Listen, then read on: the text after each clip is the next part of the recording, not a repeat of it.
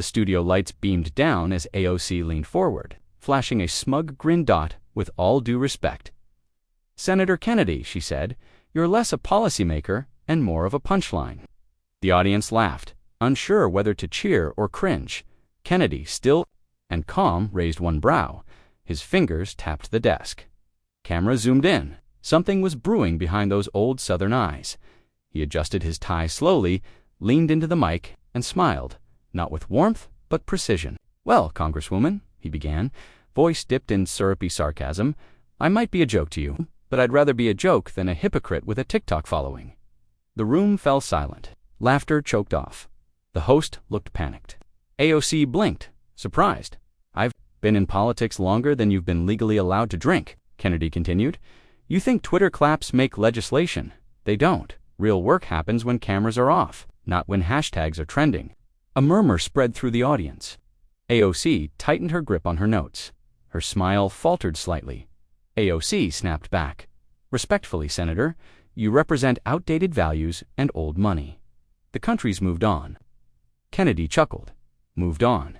To what? Shouting louder than the next person? I've met firebrands before. They burn bright, but also out fast. The audience let out a collective gasp. The host tried to redirect, but both politicians leaned in. Kennedy's tone shifted. Deeper, more somber. I've seen the cost of politics when it becomes theater. People don't want a show.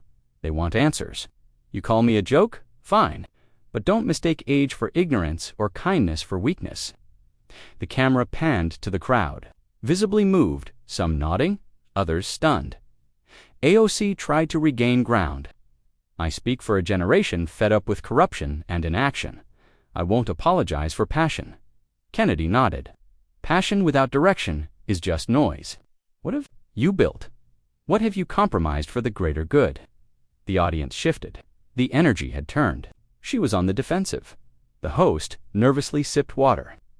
Okay, let's move on to the next topic. But Kennedy held up a hand. One more thing, he said. I may not trend, but I listen. And I don't just listen to those who clap. For me, that's leadership. The crowd clapped slowly, unsure at first, then louder. AOC leaned back. Visibly rattled. AOC took a breath. Senator, you speak well, but words without change are just wind. I push boundaries because we need urgency. Kennedy smiled. Urgency is good. Recklessness is not. I've outlasted movements louder than yours.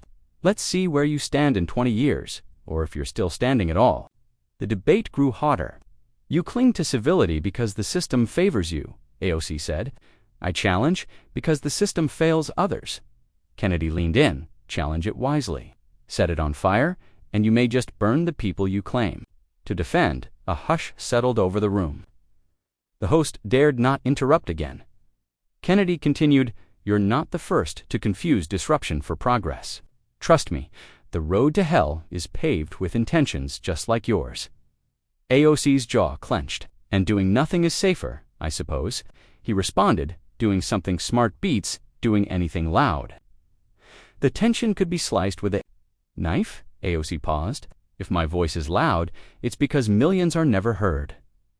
Kennedy nodded. And yet, you drown others out with it. I've worked with humble fighters. You're not one. You're a performer. That landed like a punch. The audience groaned and gasped, eyes glued to the stage. The host tried again.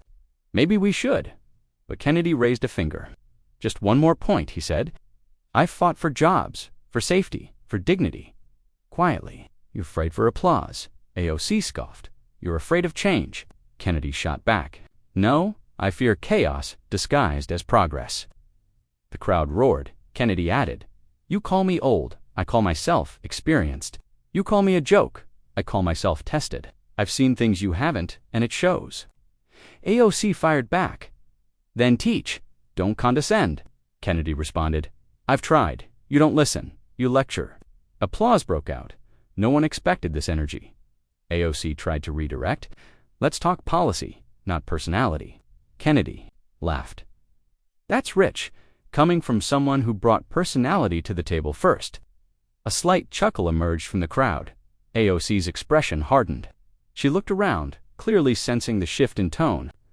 It wasn't going her way anymore. Look, Kennedy said, softening just slightly. I admire your drive. I do, but drive without discipline is a car with no brakes. AOC remained quiet, perhaps calculating her next move. The host leaned forward but didn't speak.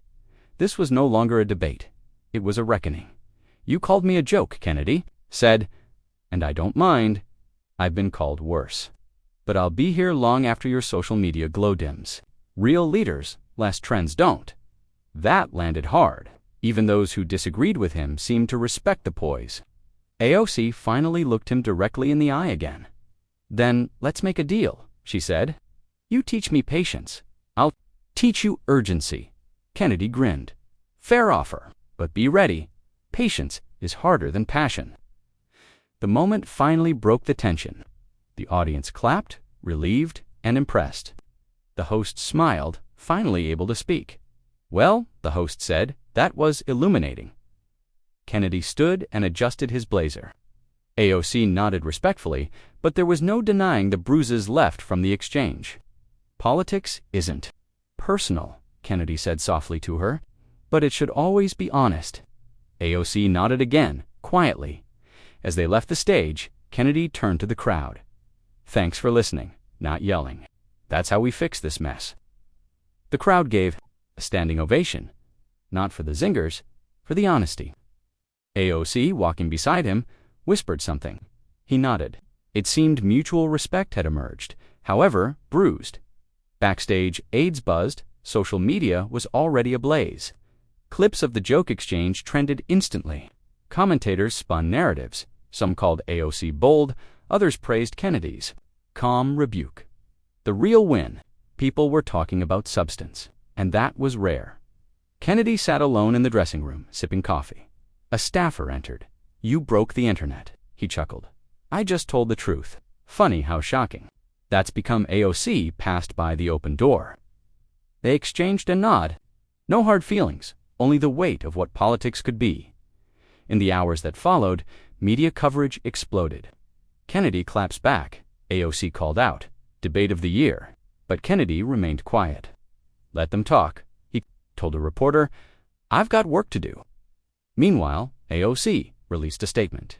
Strong voices challenge each other, and that's healthy. The public reaction was electric. People didn't just react to who won, they debated the ideas. Kennedy's call for listening over shouting struck a nerve. AOC's passion lit fires. In an age of soundbites, this clash was meaningful. Both had stumbled, both had soared. Late that night, a clip of Kennedy's line, "Passion without direction is just noise," hit 5 million views. Commenters argued, praised, critiqued, but most agreed. Something real had happened on that stage, and real was rare. Especially on live TV, even critics had to admit Kennedy, often seen as a relic, showed grit. AOC, used to owning the stage, had met someone who didn't play by her rules. The conversation wasn't over. It had only begun. And that's what shook the audience most. Not who won, but what was left behind. AOC returned to Capitol Hill with even more determination. Kennedy returned with renewed dignity. Behind closed doors, both were asked if they'd debate again. Only if it's honest, said Kennedy. Only if we listen, said AOC. The echo of that night lingered across the country. Days later, a student in Ohio posted, I didn't like either of them before, but now I respect them both. The comment went viral. Maybe that was the real outcome, not victory, not defeat, but mutual clarity in a fog of division, rare, needed, human. And so, what started as a fiery jab ended in something deeper. Not agreement, but understanding. Kennedy was no joke. AOC wasn't just a voice. They were both mirrors, different, defiant, flawed, but still trying. And maybe, just maybe, that's what America needed to see.